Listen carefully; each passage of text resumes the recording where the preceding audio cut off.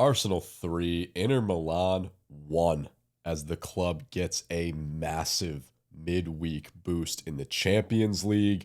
We've booked our ticket to the round of 16. We are perfect in European competitions so far this season. Let's break the match down. Let's talk about the good, a little bit of the bad, and let's preview the Manchester United match on Saturday. This is the American Gooner.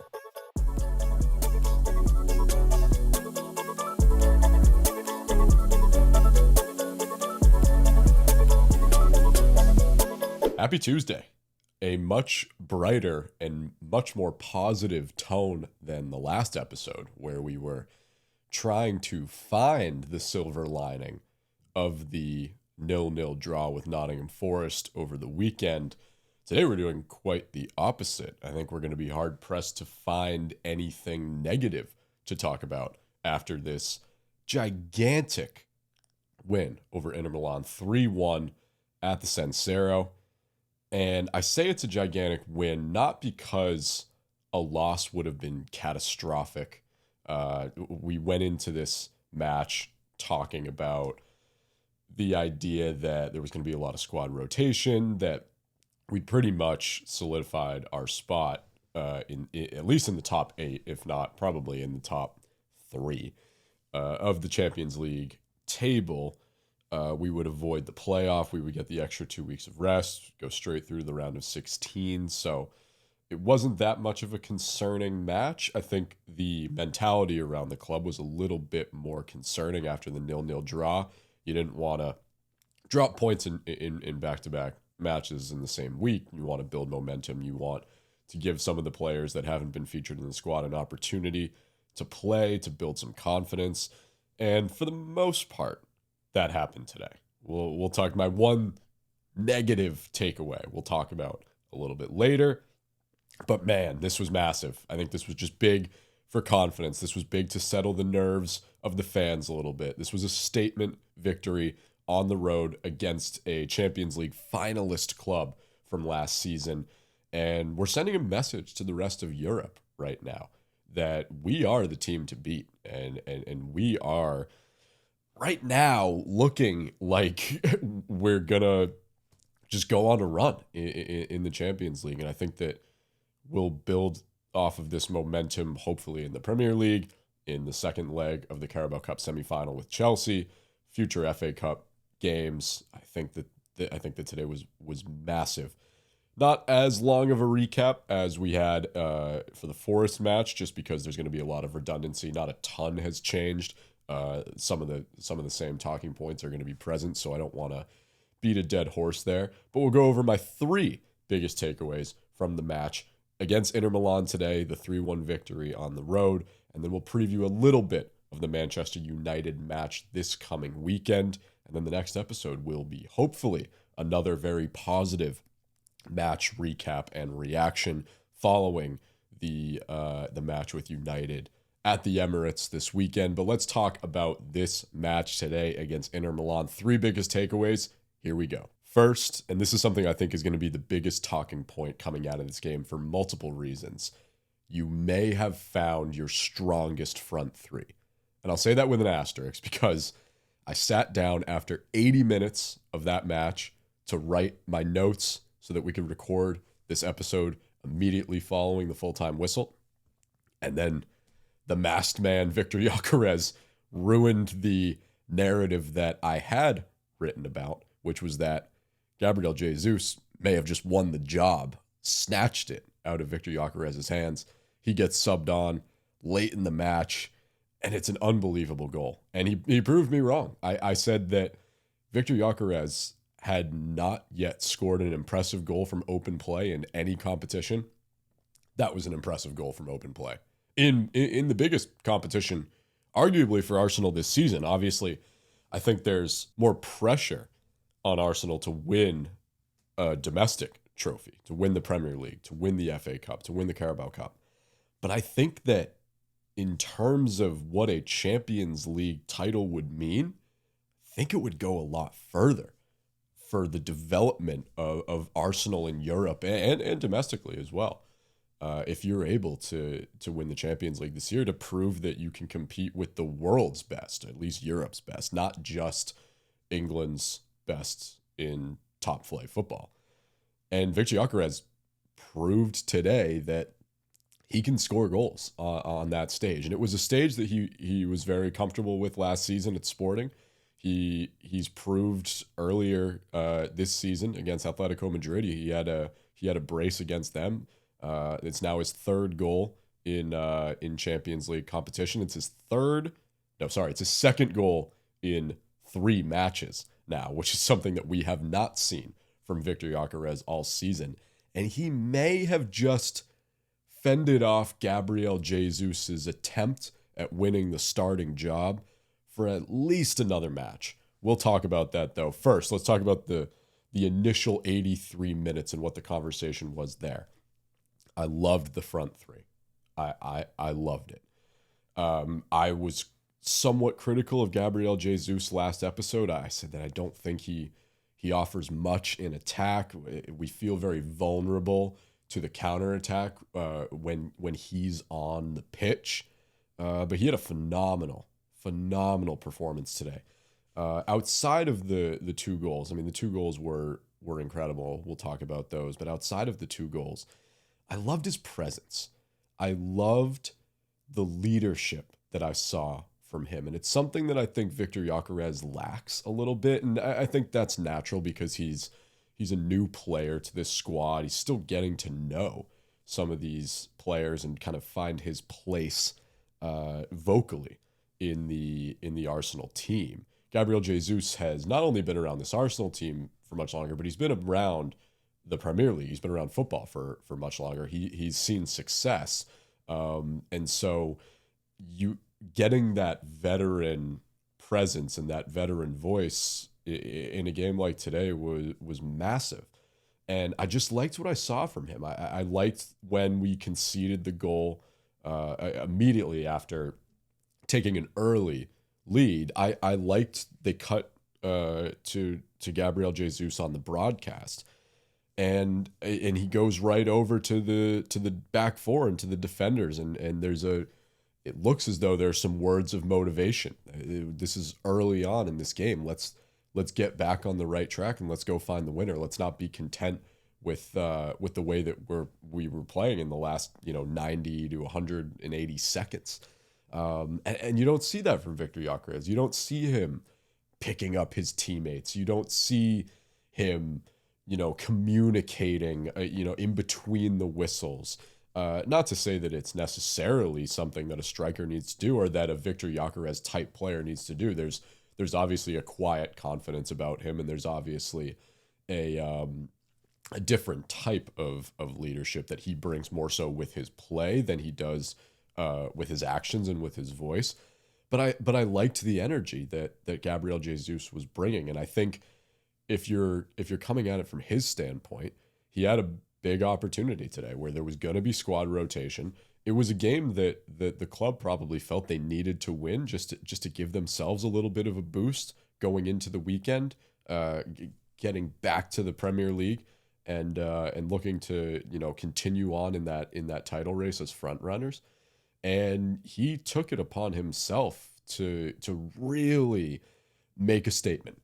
Obviously, the 2 goals, that's a statement in its own right. But his attacking play was great. His creativity was great. The word I would use to describe him is agile, something that I don't think Viktor Gyökeres is. And it's not that we're expecting Viktor Gyökeres to be that, because he's a much more physical, hard-nosed runner.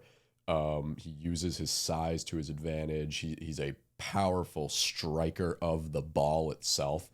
But Gabriel Jesus is agile. He's a lot smaller. He's a lot faster. I think he's a lot shiftier.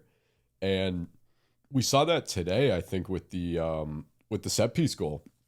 I mean, first of all, it's a beautiful delivery from Leandro Trossard. It's a beautiful header that he sends back into play. I mean, that ball was a little bit overhit on the far post. If you don't have a Leandro Trossard there, that ball is going out for a goal kick. the ability not only to keep it in play, but to control the header and deliver it right back into that dangerous area in the box. That was impressive, and that shouldn't. It probably will go a little bit unnoticed, but it shouldn't. It was a phenomenal play.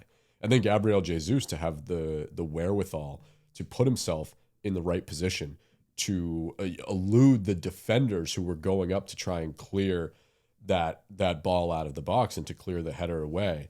It was a goal that I don't think Viktor Gyökeres would have been able to score, at least in the fashion that Gabriel Jesus did. So not only did he score the 2 goals, but he scored at least that one in a way that Mikel Arteta might look at that and say, I don't know if our other 2 strikers in Gyökeres or Havertz would have been able to put themselves in that position to score that goal and to reestablish the lead like that. And it was a convincing performance from Gabriel Jesus, I think, is the way that I would put it. It was convincing, and it was tasty to Mikel Arteta. I think that he saw flashes of what maybe could be if you were to start him in a Premier League match. And what better time for Gabriel Jesus to have a performance like that than on the heels of the Nottingham Forest disappointment, not just for Viktor Gyökeres, but the disappointment from the entire team, the disappointment from the attacking perspective, disappointment from the dropped points perspective, and then B, on the verge of a home match against Man United, who just beat Manchester City, your second closest title challengers. Maybe, if you throw Villa in that mix and say that Villa are the closest right now, I think mentally Man City will always be the closest title challengers, but United just beat them pretty convincingly, and now they're going to come into the Emirates on Saturday. And Gabriel Jesus, he picked his moment well. It was a great spot for a player like him to have a game like that, and it definitely is going to stir up some conversation. What I also liked about that front 3 was that every single player, or at least each of the 3, Trossard, Jesus, and Saka, had a notable, at least one, if not more, a notable scoring chance throughout the game. Obviously, Jesus had the brace. Leandro Trossard, I believe there were a couple moments throughout the game where he had a good opportunity to score. I think the closest chance that he had was I think Saka delivered a ball to the back post in the second half, and Trossard was able to get a pretty good strike on it, and it just kind of petered wide a little bit on that wide post. And then Bukayo Saka had a couple really close opportunities, some good chances on goal, some good looks. He got himself into the right areas. He was beating his defender one-on-one very well, taking that touch on the edge of the box. I think the best chance he had actually didn't end up getting on target, but it was when he took one too many touches, just a little bit of a hesitation when he was through alone with the goalkeeper. The defender ended up catching up, and it was a beautiful slide tackle, and the ball went out for a corner. But that was probably the best look that he had. All this to say that was it Gabriel Jesus creating those chances every time? No. Was it the fact that he was on the pitch and the team was playing the way they were playing through him and around him that created those chances for all 3 attacking players? Yeah, more likely than not.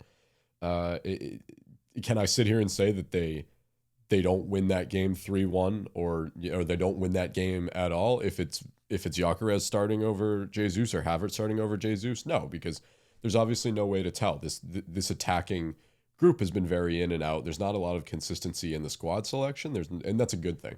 There's not a lot of consistency in the play. The goals are very much being spread out throughout the squad, and that's a good thing. But I really liked the way that the three of them played together. And I think through 83 minutes, I was sitting there saying this is probably your new front three for the time being. But like I said, 84th minute, Viktor Gyökeres, the masked man. It was a desperation attempt, I would say. It was very similar to the chance that I was sitting here complaining about. I was shocked by the chance he had against Nottingham Forest, where he had that ball in alone on the goalkeeper, and he got caught up and then didn't even get a shot on target. It was very similar. First, I'll give credit where credit is due, and I'll feed into the defense narrative a little bit. Something that I said in the last episode I wasn't going to do, and that I was, reaching the point where it was getting really hard to defend. And I was reaching the point where it was getting really hard to defend Viktor Gyökeres. We saw what he's capable of when he gets the proper delivery. And kudos to Gabriel Martinelli, because that was a great ball. That was great vision to see that Gyökeres was making that run. He was in an advantageous situation. Martinelli puts it on a platter for him, and that entire buildup is as a result of Gabriel Martinelli having the sense and the skill and the precision to get that ball to Viktor Gyökeres. And that is what we see he's capable of when he gets the delivery. And that's what a lot of people have been saying online who are still defending him, even in performances like that against Nottingham Forest, that we need to see him get the proper delivery. We have to use him the right way. I mean, he's not the type of striker that Gabriel Jesus is. He's not the type of striker that Arsenal are used to. And so we have to learn how to use him. We need to give him the delivery that he deserves. And we haven't seen it a lot this year. And when we have, he's taken advantage, much to his credit. He took advantage today. He took advantage against Chelsea. He took advantage against Leeds. He took advantage against Atletico Madrid. So there's been moments where he's taken advantage of that delivery. But like we've said, need more of it. Need more from him. Need more from the players who are feeding him the ball. And I think today's a perfect example of that. He proved what he can do when he gets the proper delivery. But that was definitely a desperation attempt. Going back to the comparison to the Nottingham Forest, I guess, misfire, if you will. It was a similar situation. He got the ball in a similar spot on the pitch. But today, and he had fresh legs today, too. He had just come on the pitch in the 80th minute whenever he got subbed on, maybe late 70s. I forget exactly when he came on. So obviously his legs were fresh. He had a step on the defender again, and he took advantage of it. And he actually does the right thing by trying to play that ball to Bukayo Saka. And there was chatter about the two of them, maybe not clicking in the right way or not being on the same page. And I think we all saw it against Chelsea on the Gyökeres goal, where Saka could have easily sent a cross into the box to Gyökeres, and he didn't. And Gyökeres throws his hands up in dismay and frustration, and then eventually Ben White does get that ball that Gyökeres was looking for from Saka, and he puts it away. There was a moment like that earlier in this game when Gyökeres first came on. Saka had an opportunity where he was closer down by the touchline, right on the edge of the box, and Viktor Gyökeres was making a great run, and Saka could have fed that cross right to him, and it would have been a tap in, it would have been a sitter, and he didn't give him that delivery, and I felt frustrated in that moment watching. Like that's those examples that we talked about. He needs the delivery. He needs Bukayo Saka to be giving him the ball in that situation. And so fast forward a few minutes tops, and Viktor Gyökeres has a couple options. He's got a lot of open field ahead of him. He's got one defender to beat, and then the goalkeeper, obviously, and he's got a head of steam. He's got momentum. He's got the ball on his dominant foot. But then the other option was play it through to Bukayo Saka, who was a little little further ahead. I'd probably one or two steps ahead of him, and I think he picked the right decision playing it into Saka. And I'm sure he was probably a little bit bummed to not have the opportunity at redemption for the Forest game and for not, for the whole season, right? You look up and you see nothing but the goal, and you want to go for it. I think it was a disciplined decision to feed that ball into Saka, and then the soccer gods or the football gods, they threw him a bone. The ball comes squirting back out right at the edge of the box. He takes advantage of it. It's a beautiful strike. It's beautifully placed. Goalkeeper gets a bit of a touch on it, but nothing that either helped it go in or hurt it go in. That ball was going in no matter what. And yeah, just I jumped off my couch when Viktor Gyökeres put that ball in the back of the net, because we were just sitting here yesterday talking about how frustrating it had been watching him, how potentially it was time to move on from him, to give Jesus a look, to give Kai Havertz a look, to maybe drop Viktor Gyökeres out of the starting 11 for his own good for the time being, just to not even get a response out of the player, but maybe just to give him a little bit of time to reset mentally and to find his game again. And then, Gabriel Jesus comes out and scores that brace, and it just further reinforced the idea that we were talking about last episode, that Viktor Gyökeres' time might be up.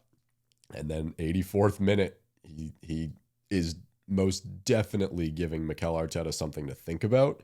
The question now is going to be going into the weekend, who do you start? I think you go right back to Viktor Gyökeres. I think he has earned once again the right to be in that starting 11. You gave Gabriel Jesus the opportunity.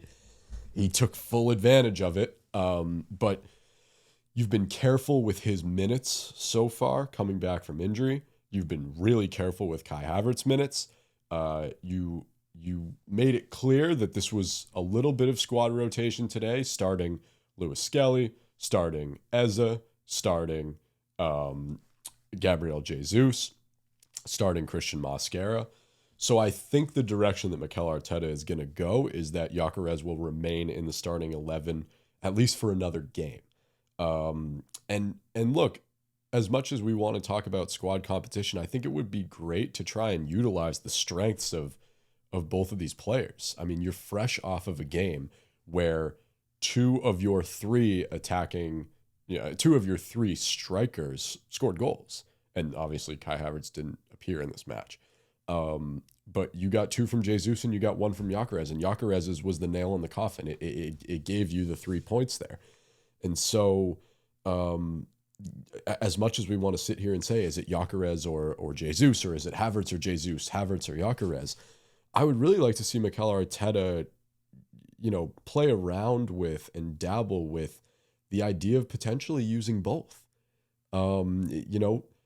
Bukayo Saka's form is dipping a little bit. Mikel Arteta has proven that he's not afraid to rotate that wing, both the wings. I mean, Leandro Trossard and Bukayo Saka, Gabriel Martinelli, Noni Madueke. I mean, there's a lot of squad rotation for the wingers. I'm not saying do this against Man United, but at a certain point, maybe the conversation isn't one or the other. Maybe it can be both.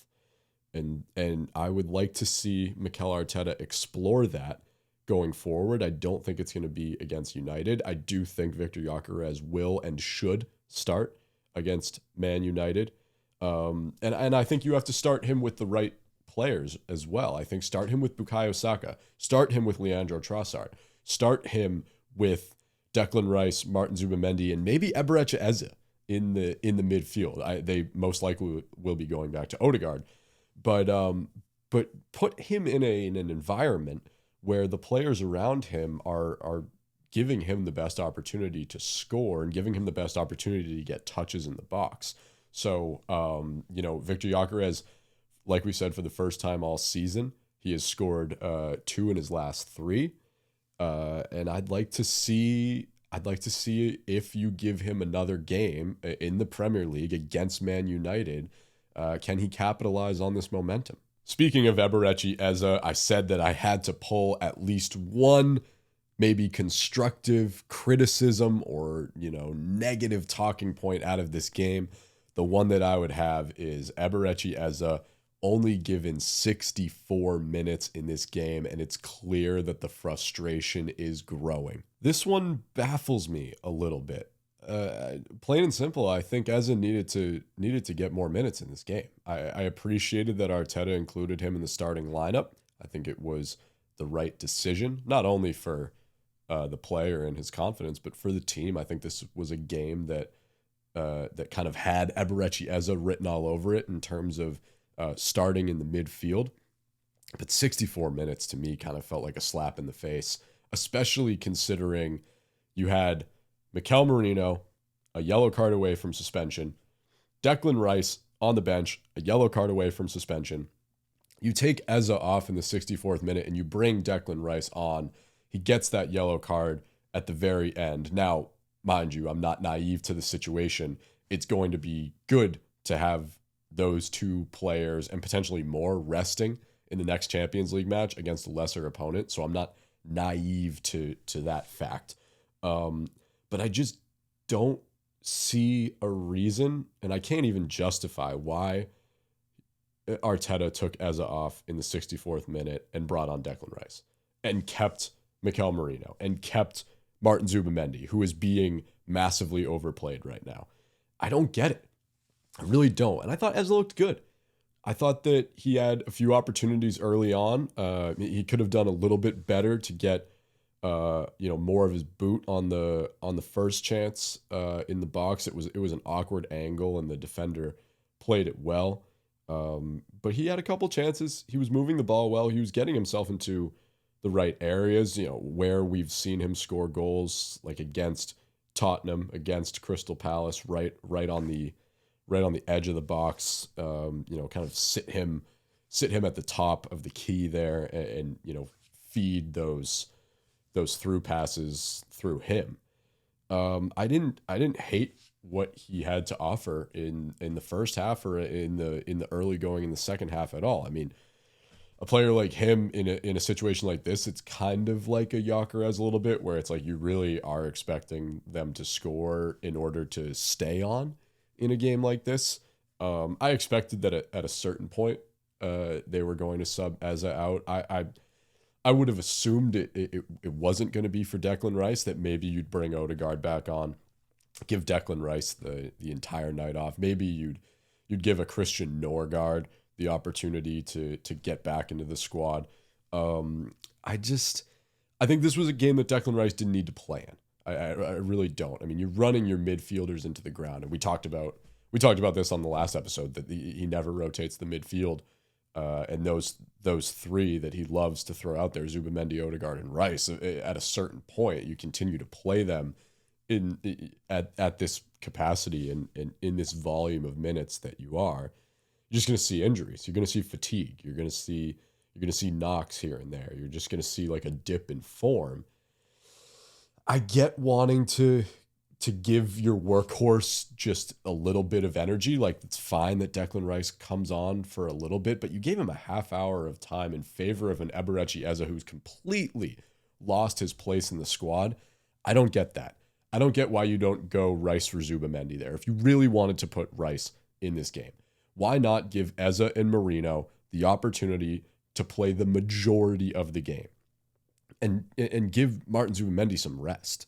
Because you're already resting Odegaard and you're resting Rice.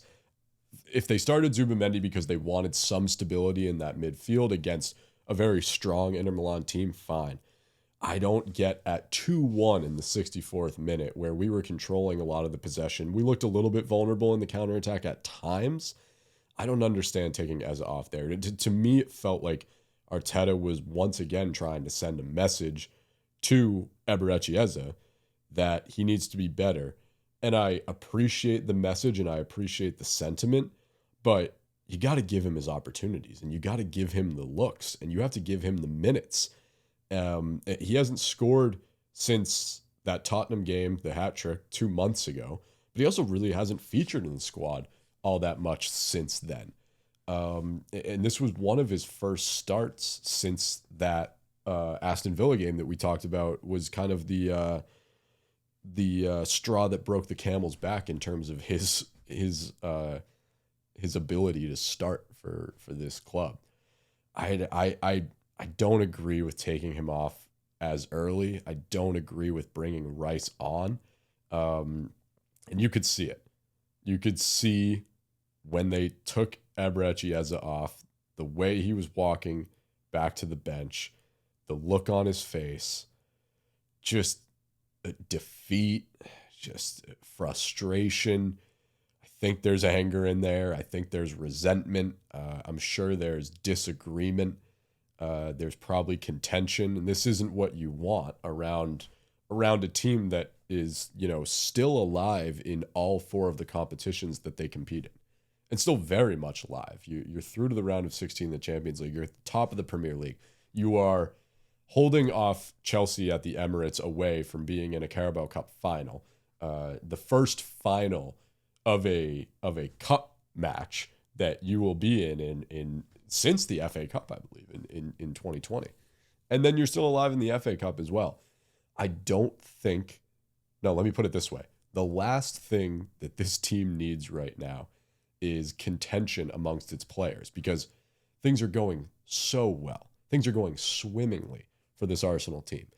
And to see one of your big signings of this year too, you scooped him up from Tottenham at the 11th hour. He comes right into the starting 11 and he scores against his former team. He scores a hat trick against your closest rival in the North London derby. He was instrumental in that win over Bayern. He was instrumental in the draw with Man City, in that build up to Gabriel Martinelli's equalizer. Like I said, he's had his moments this season that have been so positive and so impactful for this club. I think the last thing you want is a player like that growing frustrated with the manager. And I don't get it. It just, I can't rationalize it. I can't rationalize taking him off in the 64th minute today, because we know he's not going to start against Man United. You just know it's going to be Rice, Zubimendi, Odegaard. Yeah, I don't know. I don't know. I'm almost at a loss, because I like the player so much. I loved the signing. I loved what he's done for this club. It seems like he fits so well with the culture at Arsenal, but I think, you go and take a look at the expression on his face when he was taken off in the 64th minute today, and I think that paints a lot of the picture, unfortunately. And like I said, I don't think he starts against United. I hope he gets into the game. I really do. I hope that we at least have somewhat of a lead in the second half, to the point where Arteta feels comfortable enough to make some changes in the midfield, give him another opportunity. And there will be opportunities for Eberechi, don't get me wrong. I don't think he's completely lost his place yet in this team, but I'd like to see him, get into that game. And if you're looking for squad rotation even further, like I mentioned, you are massively overplaying Martin Zubimendi to the point where it feels an injury is imminent. And I would just hate for that to happen for the player, hate for that to happen for the club. He's given so much like Eze. He's had some great moments in some crucial games, but they're overplaying him. They really are. This today, I felt like, was a game that he did not need to start. I would not have started any of those 3 of Rice, Zubimendi, Odegaard. And honestly, I don't think I even would have brought them on. Maybe Odegaard at the end, just to give him more reps, because he also is, lacking confidence and form kind of dipping a little bit. He's not scoring the goals that, we've seen him score in the past. I think he's still kind of getting back into the swing of things following that injury. But yeah, Declan Rice, there was no need for him to play in this game. There was no need for Zubimendi. And there was a need for Eberechi, as Mikel Arteta didn't give him that full opportunity. He started him, so I guess that's silver lining. But yeah, definitely something to keep an eye on. There's frustration with the Eberechi as a situation, and just hope this doesn't continue to become a talking point and, get in the way of what's been a magical run for this team so far this season. And lastly, let's end this on a positive note. Our best football is in front of us, and that is a scary thought for opposing clubs right now. You look at a game like tonight, you look at all of our matches in the Champions League, there's been heavy rotation in these Champions League matches. And I think your team or your club is in a great place when you can afford to rotate your squad as much as Mikel Arteta has in the Champions League. The best clubs from the best leagues in Europe and Arsenal are so confident and in such great form that they can go into games against teams like Inter Milan, who were in the finals of the Champions League last year, on the road, in a very tough place to play. And they can say, yeah, let's rotate. We don't have to send out our best team right now because we don't need to. We've afforded ourselves the opportunity to give some other players in the squad the chance to play in the Champions League, the chance to get some much needed minutes. And not only do we do that, we go out and we win the game 3-1. And we really should have won the game 3-0. It was a defensive error on the third goal from Miles Lewis-Skelly, who I actually thought had a pretty good game outside of that. He had a much better second half than he did the first half. First goal was on him, but again, didn't end up mattering at the end of the day. But we went out and we won that game 3-1. We played Bayern Munich. We beat them 3-1. We play Atletico Madrid. Was it 4-0 against Atletico Madrid? I mean, we were perfect in the Champions League amidst heavy rotation. What does that tell you about this team when we get to the knockout stages, when we get to the round of 16 and we're going to send our best squad? I mean, as a fan, I'm licking my chops thinking that we haven't even shown our best. We've shown probably 50% of our best in the Champions League. We have so much more to give, and we're perfect. We're at the top of the Champions League table. We are the team to beat in Europe right now, and we aren't even giving our best team out there. The team to beat in Europe isn't the best possible version of themselves, which is scary. Scary good if you're an Arsenal fan. Scary bad if you're a fan of pretty much anybody else. And I think there's a reason for that. One, there isn't as much pressure for this team in Europe. I think we were all pleasantly surprised to make it to the semifinals last year, especially in the face of the injuries. There was a lot of pressure, not pressure, but I think at the point of the quarterfinal and the semifinal against Real Madrid and PSG, that the Liverpool had already run away with the league, and so all our chips kind of go into one basket at that point. But I don't believe the expectation was that Arsenal was going to go and win the Champions League. The conversation is very different this year around, obviously, but I don't think there's as much pressure when we play in these Champions League matches. I look at a Nottingham Forest match and that we played 3 days ago, and then I look at a match like tonight, midweek, heavy rotation. Our attacking play is just so much stronger. We weren't fazed at all by the equalizer that Inter Milan scored a few minutes after we had taken an early lead. We just played the right way. We attacked strong. We were creative. And is it something that we're lacking in the Premier League? No, I think there's just so much more pressure on this team in the Premier League, especially because every single match is going to matter from now until the end of the season. Whereas you go into a game against Inter Milan like tonight and we're all saying, yeah, it probably doesn't matter if you draw or you lose. We've already kind of booked our place. So you're playing with a little bit of that pressure off your shoulders, and that just, that angst and that anxiety of needing to pick up 3 points that obviously isn't present in a game like tonight. Tonight was about making a statement, and they absolutely did that. But yeah, I think part of the reason why you're seeing so much success and so much dominance in the Champions League from Arsenal is because they are putting all of their worry and their nerves into the Premier League, which is a good thing. When you can go into Europe's biggest competition and kind of wipe the sweat off your brow a little bit and say, no, we're in a great spot right now, and we're not worried about losing this match. We're not scared of going to the San Siro and playing Inter Milan and losing. I mean, that's a great place to be in from a fan perspective, from a player perspective, from an everything perspective. That just all the nerves and all the worry and the pressure, we're keeping it in the Premier League, which is where it should be, because that's where all the expectation probably is on this team. But in the meantime, we're not sacrificing anything in the Champions League. We're perfect in Europe. And that's a scary thought, that we're rotating, that we're probably playing at like 85 to 90% in matches like this, that we're probably holding back a little bit. We've already knocked off some of the top teams in the Champions League table, and we haven't even gotten to the knockout stages yet. That's a scary thought if you are a team that has to face Arsenal. And the other boosts that, like we said, whatever happens with other clubs shouldn't impact this Arsenal team. But from a fan perspective, we can talk about it. Man City lost in the Champions League today. Liverpool has lost several games in the Champions League this season. PSG, the champions, they lost to Sporting today. Inter Milan, the finalists, we just beat them.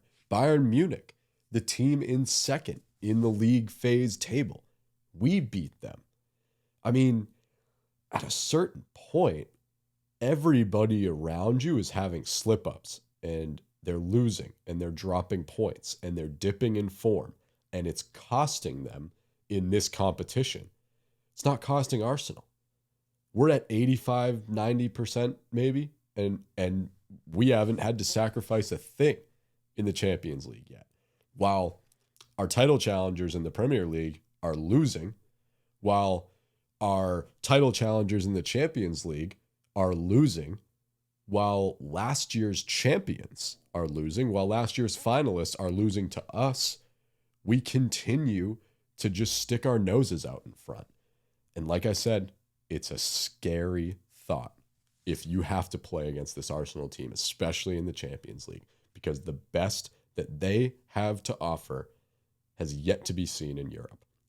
And at this point, not to get cocky, knock on wood, but trophies seem inevitable. If it's not the Champions League title, then it's the FA Cup. If it's not the FA Cup, then it's the Carabao Cup. If it's not the Carabao Cup, then it's the Premier League title. But the way we're playing, the way we're handling ourselves, the mentality around the club, the depth in the squad, the comfort and the ease that we are waltzing through the Champions League phase right now, it seems inevitable. This team's going to win a trophy this year.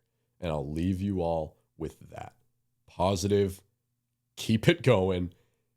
We hopefully will continue to have conversations like this, but I look at a performance like today against Inter Milan, and I can't help but think that we are finally, after years of, I don't want to say turmoil, because we won an FA Cup in 2020, and we've been second in the league the last 3 years, but years of heartbreak, not heartbreak to the extent that some other fan bases and supporters have dealt with, but heartbreak and disappointment.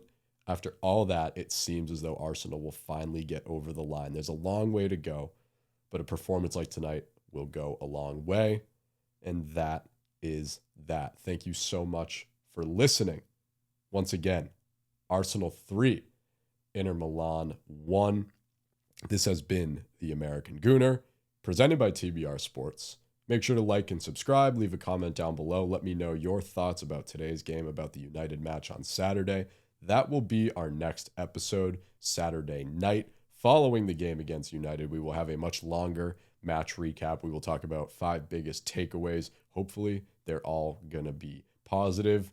And of course, you can follow us on social media at TBR Sports everywhere. TikTok, Instagram, Twitter, whatever you're using nowadays, at TBR Sports, and subscribe to our other channel, TBR Sports. Thank you all so much for listening. We will see you next time. Come on, you Gunners.